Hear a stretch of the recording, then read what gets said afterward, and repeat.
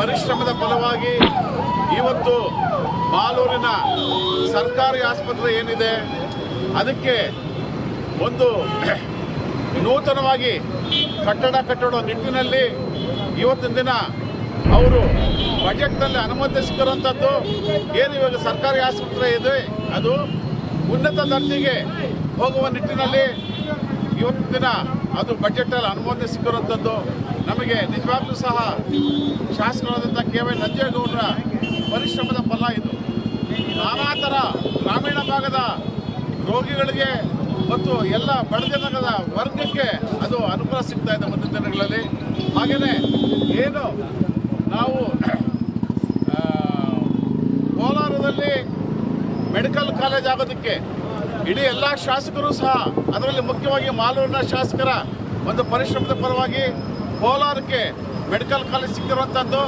ಹಾಗೆಯೇ ನಮ್ಮ ತಾಲೂಕಿಗೆ ಸಂಬಂಧಪಟ್ಟಂಗೆ ಶಿವಾರಪಟ್ಟಣ ಆ ಭಾಗದ ಏನು ಇಂಡಸ್ಟ್ರಿಯಲ್ ಎಸ್ಟೇಟ್ ಇದೆ, ಕೈಗಾರಿಕಾ ಪ್ರದೇಶ ಇದೆ, ಅದಕ್ಕೆ 0% ಪೊಲ್ಯೂಷನ್ ಫ್ರೀ ಆಗ್ತಾ ಇರುವಂಥದ್ದು. ಎಂಥದ್ದು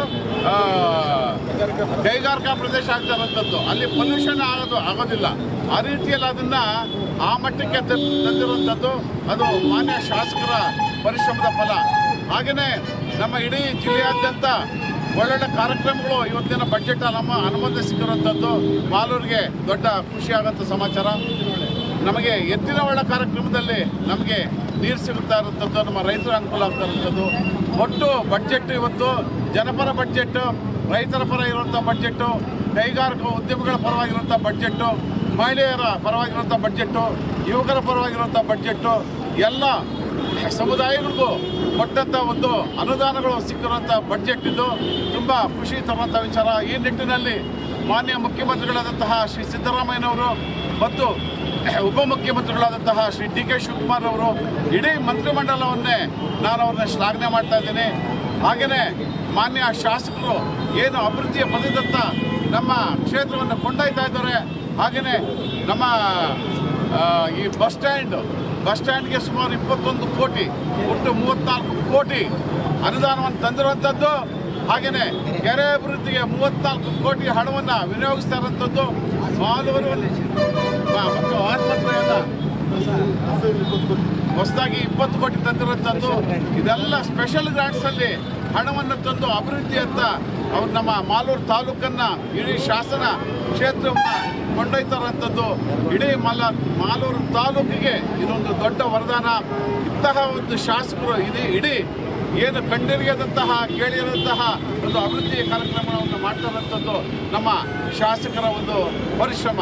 ಇದಕ್ಕೆ ಮುಖ್ಯವಾಗಿ ಇಡೀ ಮಂತ್ರಿಮಂಡಲವನ್ನು ಮತ್ತು ಕರ್ನಾಟಕ ಸರ್ಕಾರದ ಮುಖ್ಯಮಂತ್ರಿಗಳನ್ನ, ಉಪಮುಖ್ಯಮಂತ್ರಿಗಳನ್ನ ಹಾಗೂ ನಮ್ಮ ಜಿಲ್ಲೆಯ ಎಲ್ಲ ಶಾಸಕರನ್ನ ಮತ್ತು ಮಾಲೂರು ಕ್ಷೇತ್ರಕ್ಕೆ ಸಂಬಂಧಪಟ್ಟ ಕೆ ವೈ ನಂಜೇಗೌಡ ಶಾಸಕರನ್ನ ನಾನು ಈ ಮೂಲಕ ಇಡೀ ಕಾರ್ಯಕರ್ತರ ಪರವಾಗಿ, ಇಡೀ ಮಾಲೂರಿನ ಜನತೆಯ ಪರವಾಗಿ ಅವರಿಗೆ ಅಭಿನಂದನೆಗಳನ್ನು ಸಲ್ಲಿಸ್ತಾ ಇದ್ದೀನಿ. ನಮಸ್ಕಾರ.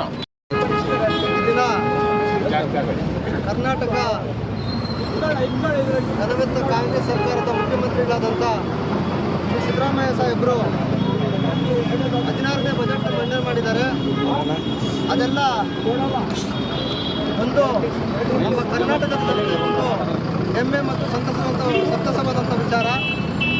ಅದೇ ರೀತಿ ಮಾನ್ಯ ಮುಖ್ಯಮಂತ್ರಿಗಳು ಮಂಡಿದ್ರು ಆರೋಗ್ಯದಲ್ಲಿ ಸ್ವಲ್ಪ ಏರ್ಪೇರಾಗಿದ್ದು ಕರ್ನಾಟಕದ 7 ಕೋಟಿ ಜನತೆಯ ಪರವಾಗಿ ಬಜೆಟ್ ಮಂಡನೆ ಮಾಡಲೇಬೇಕು ಅಂತ ಜನರಿಗಾಗಿ ಜನರಿಗೋಸ್ಕರ ಅಂತಕ್ಕಂಥ ಏನೋ ಒಂದು ವಾಕ್ಯ ಇದೆ. ಆ ವಾಕ್ಯದಡಿಯಲ್ಲಿ ಜನತೆಯ ಪರವಾಗಿ ಒಂದು ಆಶಾದಾಯಕವಾದಂಥ ಒಂದು ಬಜೆಟ್ನ ಮಂಡನೆ ಮಾಡಿದ್ದಾರೆ. ಅದೇ ರೀತಿ ಈ ಬಜೆಟು ಎಲ್ಲ ಜಾತಿ ಮತ್ತು ವರ್ಗದವರ ಪರವಾಗಿದೆ ಅಂತ ನಾನು ಈ ಸಮಯದಲ್ಲಿ ಹೇಳಲಿಕ್ಕೆ ಇಷ್ಟಪಡ್ತೇನೆ. ಏನು ನಮ್ಮ ಕೋಲಾರ ಜಿಲ್ಲೆಯಲ್ಲಿ ವಿಶೇಷವಾಗಿ ಪರಿಗಣನೆ ತಗೊಂಡು ಮಾನ್ಯ ಮುಖ್ಯಮಂತ್ರಿಗಳು ಲಾಸ್ಟ್ ಚುನಾವಣೆಯಲ್ಲಿ ಕೋಲಾರಲ್ಲಿ ಸ್ಪರ್ಧೆ ಮಾಡಬೇಕು ಅಂತ ಬಂದಾಗ ನಮ್ಮ ಕೋಲಾರಿಗೆ ಏನೇನು ಆಶ್ವಾಸನೆ ಕೊಟ್ಟಿದ್ರು ಒಂದೊಂದು ಹಂತವಾಗಿ ನಮ್ಮ ಕೋಲಾರ ಜಿಲ್ಲೆಗೆ ಪರಿಗಣನೆ ಮಾಡ್ಕೊಂಡು ಬರ್ತಾ ಇದ್ದಾರೆ. ಲಾಸ್ಟ್ ಬಜೆಟಲ್ಲಿ ಏನು ಇಂಡಸ್ಟ್ರಿಯಲ್ ಕಾರಿಡಾರ್ ರಸ್ತೆ ಅಂತ ಒಂದು ಅನುಮೋದನೆ ಕೊಟ್ಟಿದ್ರು, ಅದೀಗ ಟೆಂಡರ್ ಪ್ರೊಸೆಸ್ಸಲ್ಲಿದೆ. ಅದೇ ರೀತಿ ಕೋಲಾರ ಜಿಲ್ಲೆಗೆ ಕೋಲಾರ ಜನತೆಯ ಏನು ಒಂದು ಕನಸಾಗಿತ್ತು ಕೋಲಾರ ಮೆಡಿಕಲ್ ಕಾಲೇಜ್ ಅಂತಕ್ಕಂಥದ್ದು ಅದು ಕೂಡ ಈ ಬಜೆಟಲ್ಲಿ ನೆರವೇರಿದೆ. ವಿಶೇಷವಾಗಿ ನಮ್ಮ ಮಾಲೂರು ತಾಲೂಕು ಏನು ನಮ್ಮ ಸಿದ್ದರಾಮಯ್ಯ ಸಾಹೇಬರು ನಮ್ಮ ಕೋಲಾರ ಸರ್ಕಾರಿ ಆಸ್ಪತ್ರೆ ಒಂದು ಅವಶ್ಯಕತೆ ಇತ್ತು, ಅದನ್ನು ತಾಲೂಕು ದರ್ಜೆಯ ಸರ್ಕಾರಿ ಆಸ್ಪತ್ರೆಯಾಗಿ ಅನುಮೋದನೆ ಕೊಟ್ಟು ಅದನ್ನು ಕೂಡ ನಮ್ಮ ಬೇಡಿಕೆಯನ್ನು ನೆರವೇರಿಸಿಕೊಂಡಿದ್ದಾರೆ. ಮುಂದಿನ ದಿನಗಳಲ್ಲಿ ನಮ್ಮ ಕೋಲಾರ ಜಿಲ್ಲೆಯ ಜನತೆ ಪರವಾಗಿ